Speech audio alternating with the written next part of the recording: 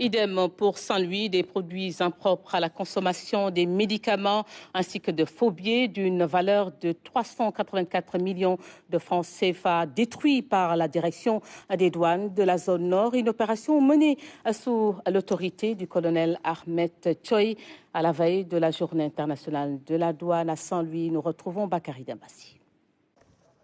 Des produits divers ainsi que des faux billets d'une contre-valeur estimée à 384 millions de francs CFA ont été incinérés à la décharge de Gandon par la direction des douanes de la zone nord. Cette importante saisie témoigne du travail remarquable accompli par les agents des douanes en parfaite synergie avec les autres services chargés de la sécurité des personnes et de leurs biens. Nous avons tenu à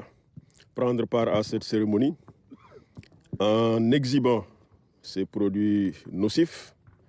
et en procédant à leur destruction. Nous les avons exhibés non pas pour en faire des trophées de guerre, mais juste pour apporter la preuve de la détermination de nos forces de défense et de sécurité, de leur engagement à barrer la route aux trafiquants, à s'opposer à l'introduction de produits nocifs sur le territoire national. De nombreux produits impropres à la consommation, notamment des médicaments contrefaits ou périmés, ont ainsi été détruits lors de cette opération. Ces actions s'inscrivent pleinement dans les missions fondamentales de la douane. Donc les quantités saisies et qui font l'objet aujourd'hui d'incinération portent sur 628 cartons de faux médicaments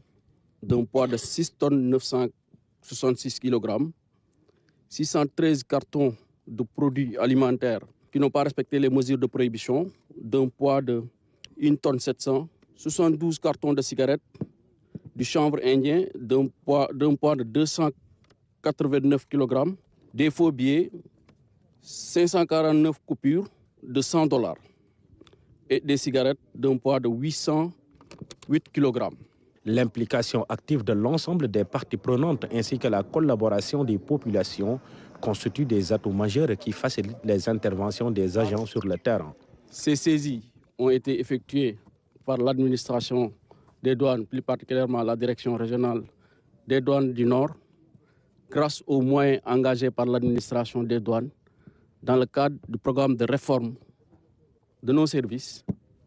notamment le PROMAD, qui a permis de renforcer nos capacités de mobilité à travers l'augmentation de nos dotations en véhicules, l'augmentation de nos dotations de moyens de contrôle non intrusifs, notamment les scanners mobiles et portatifs, mais aussi c'est surtout le fruit d'une parfaite collaboration qui existe entre l'administration des douanes et les forces de défense et de sécurité, sous la coordination du commandant de zone militaire numéro 2, ici présent, une collaboration axée sur la mutualisation de nos moyens d'action, une coordination de la gestion des frontières, mais aussi une assistance technique mutuelle. Cette opération d'envergure organisée en prélude de la célébration de la Journée internationale de la douane s'est déroulée en présence des autorités militaires et administratives ainsi que des représentants d'autres services techniques de l'État.